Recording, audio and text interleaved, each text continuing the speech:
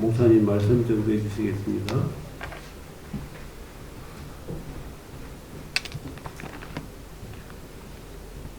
예, 옆에 분과 함께 인사 한번 드리겠습니다.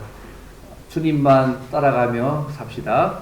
주님만 따라가며 삽시다. 오랜만에 반가운 얼굴도 보이시고 좋네요. 저 정인환 성도 보이시고, 예, 역시 감자하고 또, 감자 같이 온 거 맞지? 아영아, 그지? 예, 그렇습니다. 예. 강아지와 함께 예배 드리는 곳이 많지 않은데, 저희 교회는 그게 가능합니다. 원래 또 별도로 따로 하는데, 저희는 같이 함께 쫙 예배 드립니다. 근데 또, 아영자매가 기도를 많이 했더니 강아지가 끝까지 예배를 잘 참석합니다. 가음 들이지 않고, 막, 어쨌든, 그런 것 같습니다. 혹시 여러분 커밍아웃이라는 말을 들어본 적이 있으십니까? 커밍아웃이 뭐죠? 뻔히 다 아는 거 왜 물으냐고 이렇게 울고 계시는 것 같은데요. 성소수자들이, 소위 동성애자들이 자신이 동성애자임을 공적으로 선언하는 것이, 알리는 것이 커밍아웃입니다. 근데 요즘 교회를 다니는 청년들 사이에서 직장에서 자신이 신앙생활을 한다고 밝히는 것을 커밍아웃으로 표현한다고 들었습니다. 결국 이 말은 뭐냐면 자신이 신앙생활을 하고 있는 것을 밝히는 것이 동성애자들만큼 쉽지 않다는 것을 반증하는 말입니다. 그런데 오늘 본문의 말씀에 보면 신자는 최후 승리를 생각하며 신자로서의 정체성을 분명히 하라고 오늘 본문은 말씀합니다. 요한계시록 여러분 알다시피 소아시아, 지금의 터키 지방에 있는 7교회에 보낸 편지입니다. 이 교회들은 외부적으로 로마의 권력과 이방신을 섬기는 자들에서 핍박을 받고 있었습니다. 그리고 악한 세력들이 여기에 힘을 더 힘어서 교회를 위협했습니다. 이런 상황들 자체가 성도들에게요, 하나님이 정말 우리를 통치하실까? 우리를 다스실까? 회의와 의심을 가지게 만들었습니다. 그래서 이런 회의와 의심이 믿음 생활을 더 하지 못하게 만들고요, 심지어 신앙을 버리고 세상과 타협하며 살아가고 점차적으로 교회를 떠나게 만드는 일까지 되어졌습니다. 이러한 상황에서 요한이요, 밤모습에서 하나님께로 받은 환상을 보고 요한계시록을 썼습니다. 요한계시록의 내용을 보면 결국 사탄의 세력은 결국 멸망할 것이고 완전한 하나님의 나라가 이 땅에 도래할 것이고 그 나라를 소망하는 사람은 어떻게 살아야 하는지를 보여줍니다. 그래서 우리가 끝까지 믿음 잘 지키며 살아갈 것을 격려하기 위해서 이 요한계시록을 적었습니다. 오늘 우리가 읽은 본문의 말씀은요, 세상 끝날에 주님이 재림하시고 난 이후에 궁극적으로 승리하게 될 어린 양과 우리 신자의 모습들을 보여주는 환상입니다. 오늘 본문에 나타난 하늘의 시온산 위에 있는 선 사람들을 통해서 우리가 이 땅에서 어떻게 살아가야 할지를 함께 좀 생각해 보기를 원합니다. 여러분, 하늘의 시온산 위에 선 사람들이 누굴까요? 첫째는 뭐냐면요, 신자는요, 예수님 안에서 최후 승리할 자들이라는 것을 기억하셔야 됩니다. 신자는 예수님 안에서 최후 승리할 자들임을 기억하시면 좋겠습니다. 요한계시록 14장에서 사도 요한은 터키와 그리스 사이에 있는 밤모습이라는 곳에서 환상을 봅니다. 이 환상이 너무 특이하고 인상적이었는데요, 이스라엘 수도 가운데 예루살렘에는 높지 않은 시온산이 있었습니다. 근데 이 시온산은 하나님께서 거하시는 예루살렘에서는 거룩한 산인데 오늘 본문에 그 산 위에 어린 양과 14만 4천 명이 서 있다고 나와 있습니다. 근데 사실 오늘 본문에 나오는 시온산은요, 그 시온산이 아니고 살아계신 하나님의 영원한 도성인 하늘에 있는 예루살렘을 의미합니다. 히브리서 12장 22절에 보면 이 시온산을 설명하는데요, 너희가 이른 곳은 시온산, 곧 살아계신 하나님의 도성인 하늘의 예루살렘이라고 이야기합니다. 그들이요, 승리자신 예수님과 14만 4천 명의 무리들이 하늘의 시온산에 서 있는 것이죠. 하늘의 시온산에 서 계시는 어린 양은요, 모든 대적들을 다 정복하고 승리한 예수님을 말씀합니다. 단순한 승리가 아니라 당신의 백성들과 함께 에덴 동산의 회복된 교제를 누리는 완벽한 승리의 그 날입니다. 바로 이 시온산에서 세상 모든 나라가 함께 모여서 새 언약 안에서 하나님을 섬기게 될 것이고요. 하나님은 교회와 함께 하시면서 승리를 주십니다. 근데 재밌는 것은 뭐냐면 이 어린 양이신 주님만 이 승리를 차지하는 것이 아니라 그의 백성들도 함께 이 승리를 공유한다는 것입니다. 여러분 1절 말씀 보십시오. 내가 보니 보라 어린 양이 시온산에 섰고 그와 함께 14만 4천이 서 있는 데라고 말씀하고 있습니다. 승리한 어린 양이신 예수님만 있는 것이 아니고 그 옆에 그죠? 14만 4천 명이 어린 양과 함께 서 있는 14만 4천 명들이 있습니다. 얘는 여기 계속 7장을 설교할 때 그죠? 이 14만 4천 명이 일반적으로 보통 어떻게 하냐면 결론을 말씀드리면 모든 시대의 교회 하나님의 백성들을 의미하는 말씀입니다. 요한 당시의 성도들과 예수 믿는 전 세계 모든 시대의 성도들이 이 14만 4천 명입니다. 상징적인 숫자입니다. 딱 14만 4천 명만 되는 그런 게 아니고요. 예, 한번 말씀드렸기 때문에 굳이 설명하지 않겠습니다. 요한계시록 7장 14절에 이들을 설명하기를 큰 환란에서 나온 자들, 어린 양의 보혈로 씻어 희게 된 자들이라고 요한계시록 7장 14절에 말씀합니다. 과거에 재시음을 받고 현재 그 믿음으로 인해서 큰 환란 가운데 믿음으로 이기고 나온 자들이라고 그들을 설명합니다. 신자는요, 이 땅을 살아갈 때에 사탄의 공격과 여러 환란과 고통 속에서 믿음을 지키며 살아가는 자들입니다. 그런데 신자가 고난을 통하여서 어려움을 통하여서 믿음과 복음을 지킴으로써 마귀와 그의 군대를 이기는 자들 또한도 신자입니다. 여러분 요한복음 16장 34절 말씀 기억하세요? 세상에서 너희가 환난을 당하나 담대하라. 내가 세상을 뭐 했다고요? 이기었노라고 말씀하셨습니다. 지금 하나님께서요, 이 사도 요한으로 하여금 14만 4천 명이라는 엄청난 사람을 환상을 통해서 보게 하신 이유가 뭘까요, 여러분? 그들은 예수 믿는 것 때문에 현실에서 어려움을 당하고 있습니다. 그렇지만 그들은 결국 너희들이 승리하게 될 거야. 계속 믿음 지켜. 그 말씀하기 위해서 그들에게 14만 4천 명의 환상을 보여주고 있습니다. 승리한 어린 양 예수님과 함께 서 있는 승리한 14만 4천 명의 전 세계의 모든 시대의 당신의 백성들의 모습들을, 최후의 모습들을 보여주고 있는 것입니다. 우리의 영적 싸움의 결과가 여기라고 말씀하고 있는 것입니다. 이것이 위로가 되지 않겠습니까? 내가 지금 예수님 믿는 것 때문에 힘듭니다. 어렵습니다. 손해도 봅니다. 심지어 목숨이 왔다 갔다 할 수도 있고요. 많은 현실적인 문제가 있을 때에 우리 이 영적 싸움의 끝이 어딘가를 미리 보여주게 되면 조금 힘들어도 위로받고 힘을 얻어서 으쌰 내가 포기하지 않고 끝까지 믿음을 지킬 수 있지 않겠습니까? 지금 하나님께서 사도 요한을 통해서 그걸 지금 보여주시고 있는 것입니다. 그 당시의 성도들에게. 그 당시 1세기를 살아가던 신자들은요, 로마 황제를 숭배하지 않는다는 이유로 사자에게 물에 뜯겨 죽임을 당했습니다. 온갖 고문과 학대를 받았고요, 사회에서 버림받고 세상의 조롱거리의 삶을 살았습니다. 이런 고난과 어려움 속에 살아가는 신자들에게 하나님께서 최종적인 승리의 모습을 오늘 말씀에서 보여주고 있는 것입니다. 온 세상을 승리하신 어린 양 예수 그리스도, 그 옆에 함께 승리한 전 세대의 예수 믿는 사람들이 함께 서 있는 모습을 지금 보여주시고 있는 것입니다. 우리의 싸움의 결국이 결국 이렇게 될 거라고 보여주고 있는 것입니다. 사실 우리의 싸움은요, 질 수도 있고 이길 수 있는 싸움이 아닙니다. 어린 양 예수님과 함께 최종적으로 승리할 싸움이 우리의 싸움입니다. 여러분 믿으십니까? 지금 그걸 당신의 백성들에게 보여주고 있는 것입니다. 그리고 이 환상은요, 시편 2편에 나타난 말씀과 똑같습니다.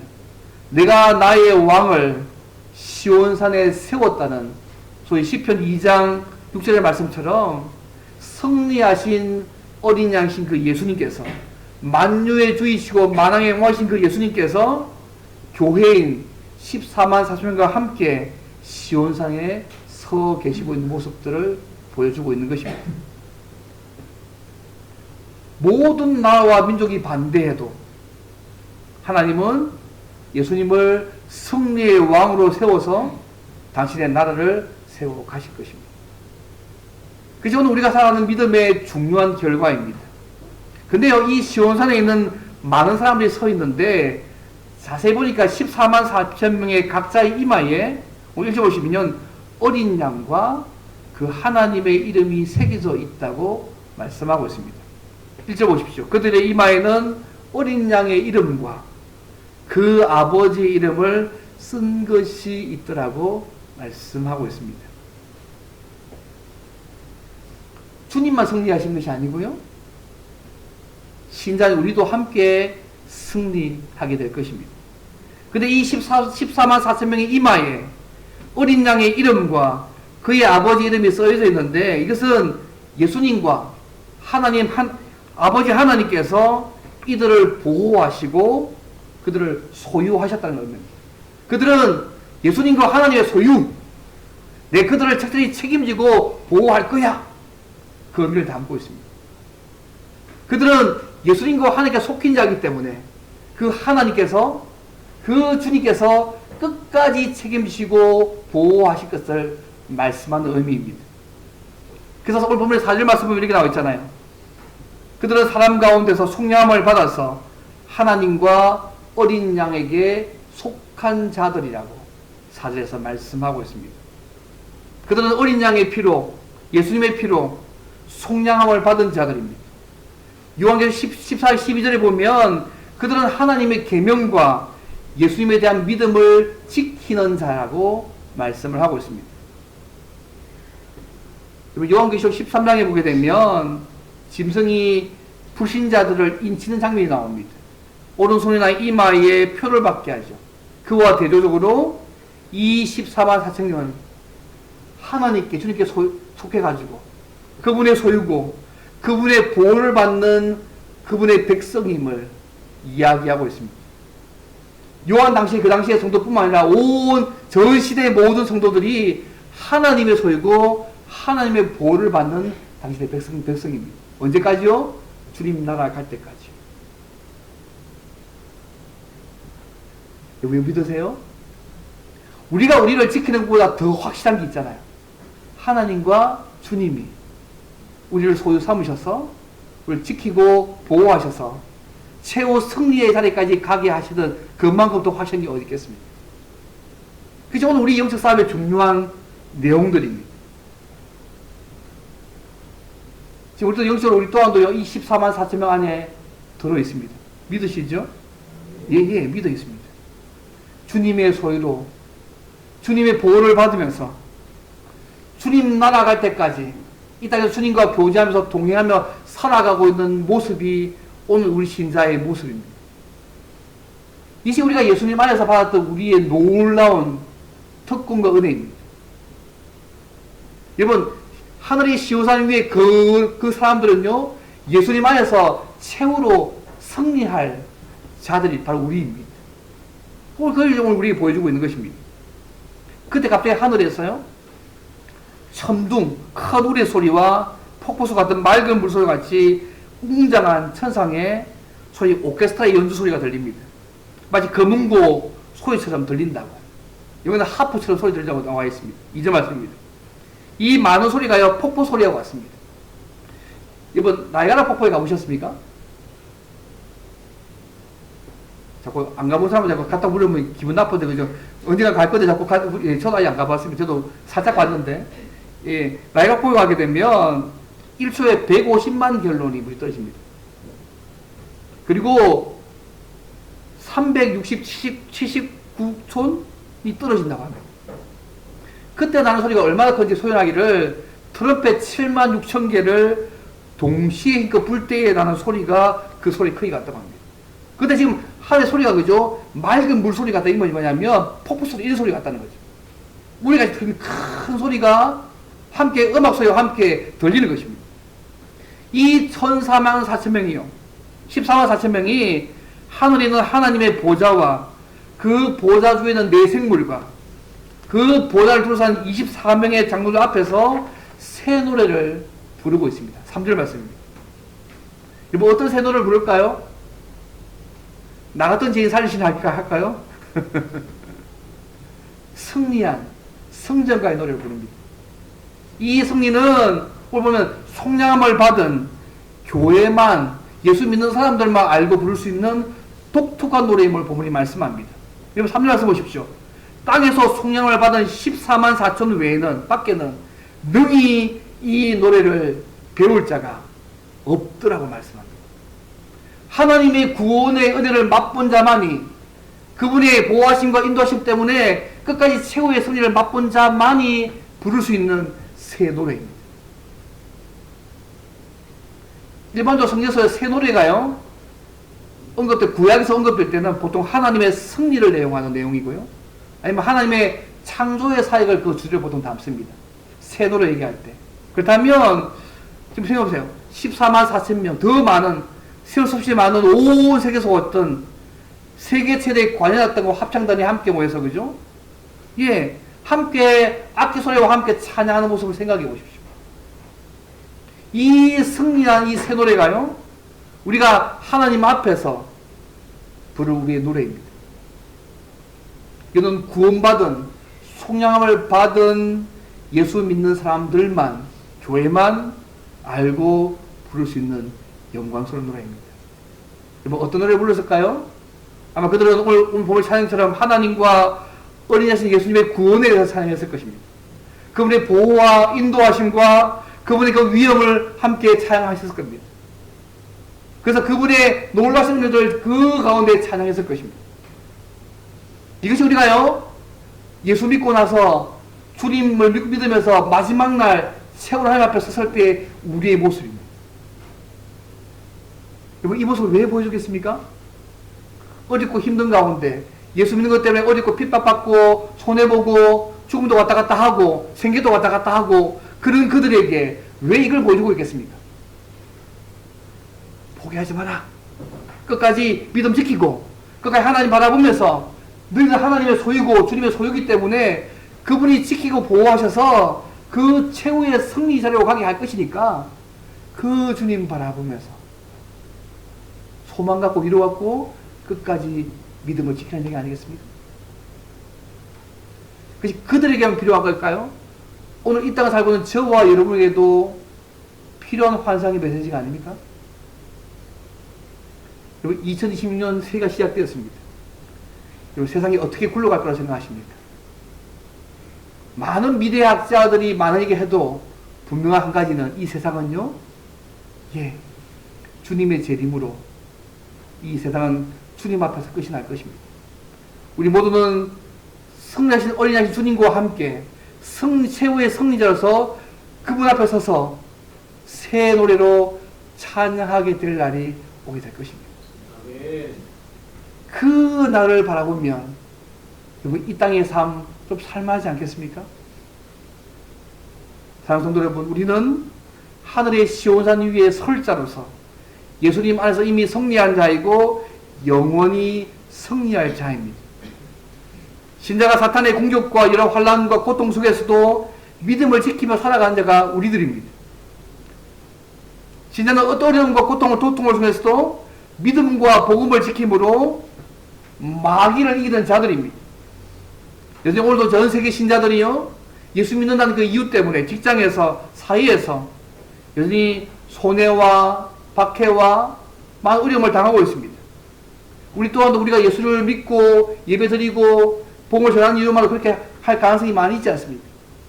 하지만 우리는 오른손과 이마에 어린 양의 이름과 하나님의 이름으로 인쳐져서 하나님의 소유로 보호받아서 최후의 승리까지 가게 될 자임을 여러분 잊지 않으시면 좋겠습니다. 여러분 이마에 누구 이름이 새겨져 있습니까? 예수님과 그 하나님의 이름 새겨져 있는 거 맞죠? 예. 그러면 우리는 염려할 필요가 없습니다. 하나님께서는 예수님 믿는 것 때문에 우리가 받는 반대와 손해조차도 오히려 하나님의 뜻을 이루는 데 사용하시고 성도의 유익이 되도록 바꾸셔서 당신의 백성을 보호하시는 은혜의 도구로 사용할 수 있는 분이십니다. 이것이 그의 역사마다 계속 보여주시는 하나님의 교훈이었습니다. 세상을 이긴 주님을 날마다 의지해서 날마다 세상과 마귀와의 싸움에서 이기며 담대하게 끝까지 믿음으로 살아가시기를 바랍니다. 하늘의 시온산 위의 선자로서 예수님 안에서 승리한 자로서 승리할 자로서 하나님의 보좌 앞에서 새 노래로 찬양할 자임을 잊지 마시고 이 땅에서 주님의 소유로 주님의 보호를 받으면서 그날 갈 때까지 날마다 주님과 동행하며 승리하며 살아가는 저와 여러분 되시기를 주님을 바랍니다. 첫 번째입니다. 그렇다면 두 번째로 이 땅에서 어린 양신 주님과 교제하며 승리를 주신 방법이 뭘까요? 그들이 살았던 삶을 통해서 몇 가지 생각하면 좋겠습니다. 첫째는요, 영적으로 순결해야 합니다. 여러분, 시온산 위에 속량을 받은 14만 4천 명의 삶의 모습들을 4절과 5절에서 말씀을 합니다. 그의 모습을 크게 한 세 가지 정도만 생각해 보는데요. 그들의 모습이 우리가 이 땅에서 주님과 교제하면서 승리를 누릴 수 있는 방법의 모습이기도 합니다. 첫째 모습은 뭐냐면 영적으로 순결해야 합니다. 이번 4절 보시면 이 사람들은 여자와 더불어 더럽히지 아니하고 순결한 자라고 말했습니다. 뭐 여자 음료로부터 더럽히지 아니하고 순결한 하니까 뭐 총각이나 독신을 이런 말은 아닙니다. 그리고 오해하시면 안 되고요. 이 말은 영적으로 정결한 사람, 우상 숭배하는 사람들을 사지 않았단 말입니다. 이번 고린도후서 11장 2절에 이런 말씀이 있습니다. 내가 너희를 정결한 처녀로 한 남편인 그리스도께 드리려고 중매했다. 사도 바울이 어떻게 얘기하냐면 내가 너희를 정결한 처녀로 고린도후서 11장 2절에 나와 있습니다. 한 남편인 그리스도께 드리려고 중매했다.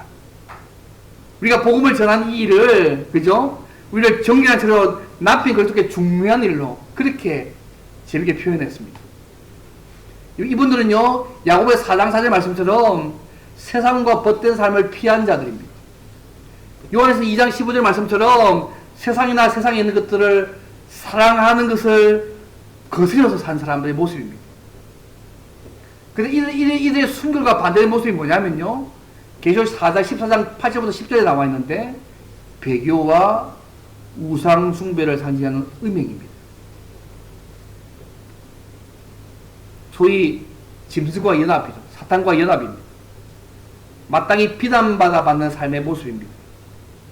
그래서 어린 양과 함께 선 속량을 받은 승리한 14만 4천 명의 모든 세대의 신자는요, 거룩한 영적 선정에 헌신하고 싸우기 위해서 거룩하게 구별되고 영적으로 정결해야 합니다. 순결해야 합니다. 순결의 모습은 여러 가지 면에서 세상과 타협하지 않는 모습으로, 순결한 신부로서 신랑이신 주님께 믿음의 정절과 순결을 지키는 모습으로 삶이 드러나야 합니다. 그것이 오늘 이 자리에 사는 우리 첫 번째 모습입니다. 사랑하는 성도 여러분, 우리가 이 땅에서 어린 양신 주님과 함께 승리하고 서기 위해서는 영적으로 순결해야 합니다. 세상과 타협하지 않고 우상을 숭배하지 않고 마음에 나누지 않고 세상과 세상의 것들을 사랑하지 않고 순결한 신부로 신랑신 주님만 사랑하고 성령의 삶을 살아가는 저 여러분이면 좋겠습니다. 그림 하나 보여주시겠습니까? 좀 지났는데 제가 깜빡 잊어버렸는데요. 못 보여드렸습니다. 중세시대의 하나의 중세시대에 있었던 목파 있는 그림인데요. 오늘 본문의 내용들을 했던 그 목파나 그림입니다. 그래서 이게 그림을 보면 굉장히 화려하잖아요. 그죠? 이 내용들을 목파했을 때 그림인데 아까 하면서 보여드려야 되지 깜빡 해봤습니다. 예. 어린 양과 모든 14만 4천들이 그 보좌와 장로 앞에서 함께 찬양하는 이 모습들을 이 목판을 그린 주셔야 되는 내용들인데요. 꽤 화려하죠, 그죠? 요한계시록 14장 내용들이 이렇게 담아서 이렇게 표현한 내용들의 모습입니다. 이런 걸 바라보면서 그들이 그저 끝까지 믿음을 지키며 살아갈 수 있는 것이죠. 두 번째 모습은 뭐냐면요, 어린 양신 주님이 인도하시는 대로 따라가며 순종해야 합니다. 4절 말씀 보십시오. 어린 양이 어디로 인도하든지 따라가는 자라고 말씀하고 있습니다. 예수님이 가는 곳은 어디든지 따라갈 준비가 되어 있습니다. 주님과 한편이 된다는 말이죠. 여러분도 그러시죠, 그죠? 예. 혹시 아멘하신 분이 많이 계시네요, 그죠? 저희 교회는 대단한 분들입니다, 그죠? 주님이 뭐라고 말씀을 어디 가라는지 갈 준비가 되어 있는 분들입니다. 그래서 따라간다는 말씀은요, 복음서에서는 제자의 순종을 뜻하는 말입니다. 요한도 그의 형제 야고보와 함께 베드로와 안드레와 함께 모든 것을 버리고 주님을 따라갔던 경험이 있는 자였습니다. 사실 주님의 제자는요, 십자가를 지고 예수님을 따라가는 자입니다. 신자는 십자가를 지고 주님을 어디든지 따라가는 삶들을 살아가는 자입니다. 가끔 이런 말씀을 하면 다 따라가지는 못하겠다 하더라고요. 부부는 따라가겠는데 부부는 못 따라가겠다는 말씀을 한 번씩 하시더라고요. 그런데 오늘 본문에 시온산에 설던 14만 4천 명의 신자는요, 주님이 어디든지 어린 양신 주님이 인도하신 대로 따라가며 순종하는 삶들을 살았던 자들입니다. 어떤 대가를 치더라도 흔들리지 않고 주님을 따라가며 충성한 자들입니다. 우리가 가고 싶은 곳만 가고 우리가 하고 싶은 것만 골라서 하는 것이 아니라 주님이 원하시고 주님이 인도하시는 곳으로 가는 사람이, 말씀대로 따라가는 그 사람이 참된 주님의 백성의 모습입니다. 이런 사람이 하늘의 시온산 위에서 어린이와 함께 선 사람들의 모습입니다. 우리 이 땅을 살면요, 끊임없이 사탄이 우리를 공격합니다. 때로는 질병의 문제로, 때로는 악한 사람들로, 때로는 경제적인 문제로, 때로는 여러 가지 사회적 불합리와 불평등으로, 그래서 악한 자들이 잘 된 것을 보면서 갈등하며 믿음 생활에 회의를 가지게 만들기도 합니다. 여러분, 이 세상에 아무리 많은 수많은 재앙과 고통과 의심과 갈등이 있어도 하나님은요, 우리의 믿음을 지키게 하셔서 우리가 꿈꾸는 완전한 하나님의 나라에 이르게 하실 그분이십니다. 최후의 승리를 서게 만들어 가실 것입니다. 그래서 우리 눈앞에 보이는 어려움이나 고통과 질병 때문에 우리 너무 마음을 졸이지 않으시면 좋겠습니다. 중요하지만 너무 졸이지 않으면 좋겠습니다. 그게 결코 우리를 해하지 못합니다. 하나님께서 우리를 그 가운데서 지켜주실 것입니다. 이번 로마서 말씀 기억하십니까? 8장 말씀, 누가 우리를 그리스도의 사랑에서 끊으리요? 환난이나 공고나 박해나 기근이나 적시나 위협이나 칼이냐? 그러나 이 모든 일에 우리를 사랑하시는 이로 말미암아 우리가 뭐 한다고요? 넉넉히 이긴다. 어떤 것도 우리를 그리스도 예수 안에 있는 하나님의 사랑에서 끊을 수 없다고 말씀하고 있지 않습니까? 이거 아니까 이들이요, 어린 양이 어디로 인도하시든지 따라가며 순종하는 것입니다. 그것이요, 시온산 위의 선자들의 두 번째 모습입니다. 그림 하나 더 보십시오. 예, 한번 말씀도 드렸는데요. 예, 두 번째 넘겨주십시오. 누군지 아시겠습니까? 저도 친하지는 않습니다. 가끔씩 일을 할 때고 찾아서 아시스 프란시스입니다. 예, 여러 얼굴인데 그 중에 하나 얼굴인데, 그죠? 좀 병약해 보이기도 하고, 아파 보이기도 하고, 의사들이 보시면 아파 보이지 않습니까? 저는 이 아시스 프란시스의 그 자학생들이요, 몇 번 말씀드린 얘기가 있습니다. 이 사람에게 제자가 되기 원하는 제자 후보생이 두 명이 찾아왔습니다. 내가 선생님의 제자가 되어서 신앙 훈련 받고 싶습니다. 그때 이 사람이 하는 말이 뭐냐면, 저 밭에 나가서 배추들이 많이 있는데 그 배추를 가져다가 뿌리를 하늘 쪽으로 하고 그 배추를 심으라고. 뿌리를 하늘로 해서 배추를 심으라는 거죠. 이 요청에서 한 사람은요, 맛없이 배추 들고 나갔습니다. 그리고 또 한 사람은요, 이 성자가 미쳤구나. 오랫동안 소위 수도 생활하더니 정말 돌아왔다 생각하고 비웃었습니다. 그때 이 아시스 프란시스가요, 이런 무리한 요구를 한 이유를 설명합니다. 주님이 어떤 명령을 주셔도 그 명령을 받아 순종할 수 있는 순종의 자질이 이 사람에 있는지 없는지를 체크하는 방식이었다고 얘기합니다.